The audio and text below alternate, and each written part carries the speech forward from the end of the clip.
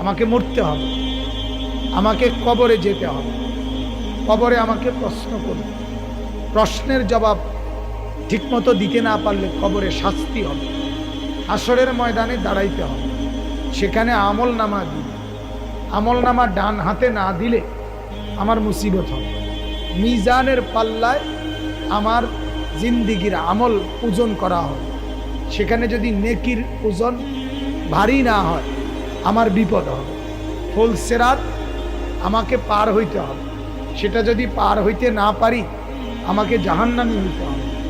এই কথাইগুলি সত্যিকার অর্থে দিল দিয়া যে বোঝে, মানে, ভাবে, কল্পনা করে, ফিকিরে রাখে, তার অনেক কিছু ইচ্ছা করলেও সে করতে পারে।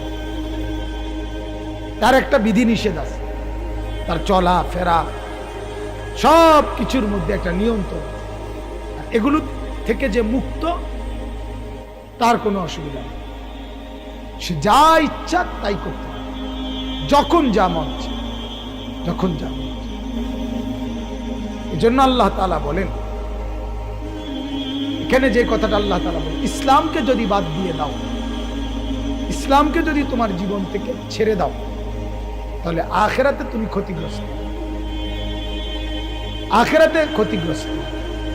দুনিয়া চলবে, দুনিয়া চলবে, চুরি ডাকাতি জিনা ব্যভিচার মদ জুয়া নর্তকী নাচ গান উলঙ্গ ছবি, এই যে যুবক অনেক এগুলোর মধ্যে লিপ্ত, তাদের জীবন চলতেছে, ভাত খাইতেছে, ঘুম যাইতেছে, ফুর্তিতে আছে, মজা করতেছে, হাসতেছে, তামসা করতেছে, এক ওয়াক্ত নামাজ না পড়েও দেখছে, কোনো অসুবিধা হয় না।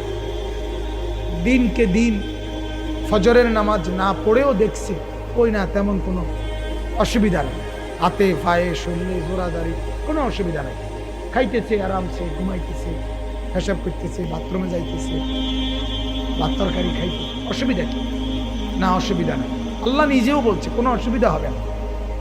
নাফরমান দুনিয়া চলতে সমস্যা হবে, কোনো সমস্যা হবে না, সমস্যা হবে আখিরাতে। সমস্যা হবে কোথায় বলেন না? এটি আল্লাহ, অহুয়া ফিল আখিরাতে মিনাল খাসিরিন, সে আখিরাতে ক্ষতি হবে, আখিরাতে আটকায় যাবে, এখানে অসুবিধা হবে। 30 বছর 50 বছর কত লোক আছে সুদের ব্যবসা করে, কোনো অসুবিধা নেই, কোনো ব্যারাম হয় না, আছে না এমন? না না, সমস্যা হবে, কোনো অসুবিধা নেই। সারা রাত যদি নর্তকী নিয়েও পড়ে থাকে কেউ, হাজারো শহরে বন্দরে আছে যাদের রাত কাটে উলঙ্গ ছবি, উলঙ্গ নারী, মদ জুয়া এগুলো নিয়ে তাদের জিন্দেগি চলে, কোনো সমস্যা নেই। দুনিয়া আল্লাহ তাআলা, আমি অনেক সময় বলি, দুনিয়া একটা আম দস্তরখান, একটা খোলা দস্তরখানের নাম দুনিয়া। আল্লাহ তাআলা এটা বিছায় দিছে, যেমন মনে করেন এই প্যান্ডেলটা, এখানে চাটাই মানে পলিথিনের এগুলো বিছায় দিছে, এখানে খানা খাদ্য ফল ফ্রুট সব ঢেলে দিছে। এখন বলছে যার মন চায়, মানুষ মন চাইলে মানুষে খান, গরু মন চাইলে গরু খাও, ছাগলের মন চাইলে ছাগলে খাও, কুকুরের মন চাইলে কুকুরে খাও, শুয়োরের মন চাইলে শুয়োরে খাও, মুসলমান অমুসলমান কাফের মুশরিক বেঈমান অনুগত অবাধ্য সবার জন্য আল্লাহ বলেন দুনিয়া আমি বিছাই দিছি, নেও খাও। এটি এত হিসাব কিতাবের কিছু, এটা এমন কোনো বিষয় না। আমার তোমার সামনে গরুও খায় তুমিও খাও, কুকুরও খায় তুমিও খাও, কুকুরও শুয়োরও গরু ছাগলও জন্তু জানোয়ারও দুনিয়া ভোগ করে, তুমিও দুনিয়া ভোগ করো। আলাদা কোনো বিশেষত্ব আছে কিনা সেটা তুমি দেখে নাও, তোমার আলাদা পার্থক্য কিছু আছে কি জন্য বাপ,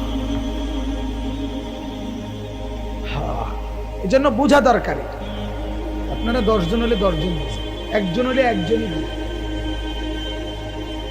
দুনিয়ার হিসাব না, দুনিয়ার হিসাব, দুনিয়ায় আপনি কি পাইলেন না পাইলেন এটা মূল কথা না।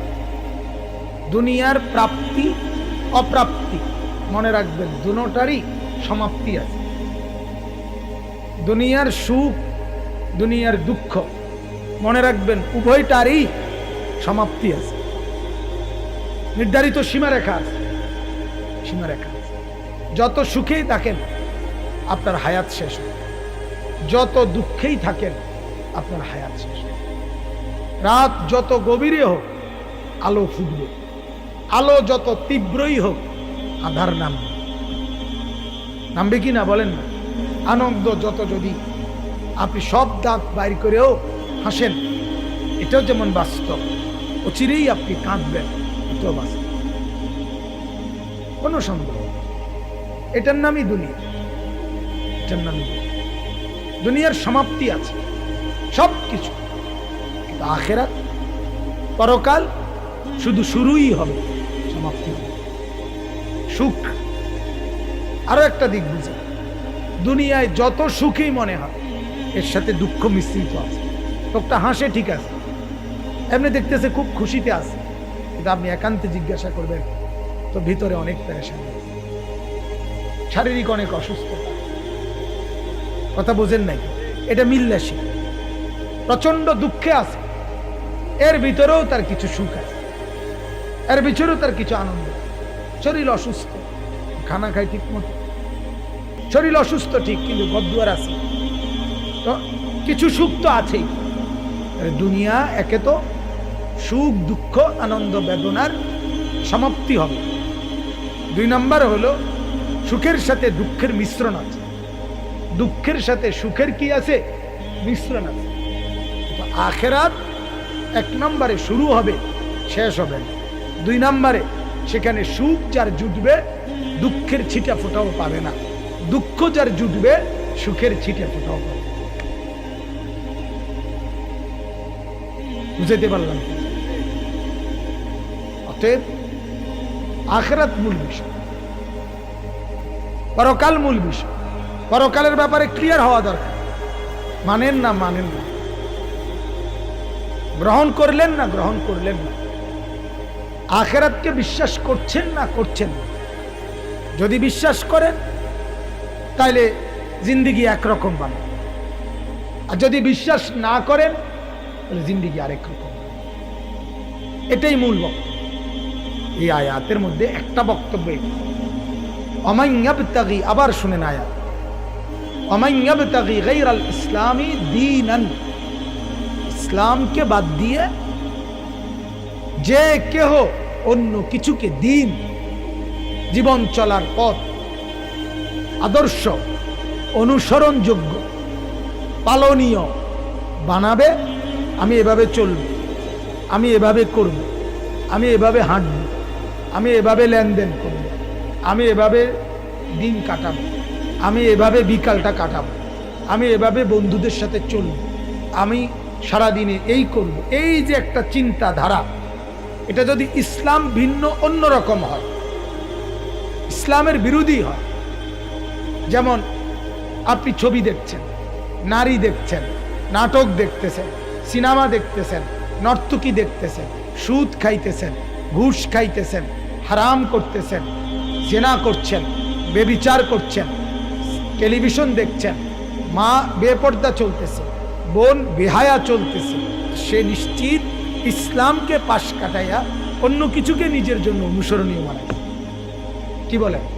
আল্লাহ তাআলা বলেন স্পষ্ট, ফালাই ইউকবালা মিন, তোমার জিন্দিগির হাঁটা চলা, উঠা বসা, চলা ফেরা, আচরণ উচ্চারণ, ব্যবসা বাণিজ্য, আয় উপার্জন, কোনো কিছু ইসলাম ভিন্ন হলে আমি গ্রহণ করব।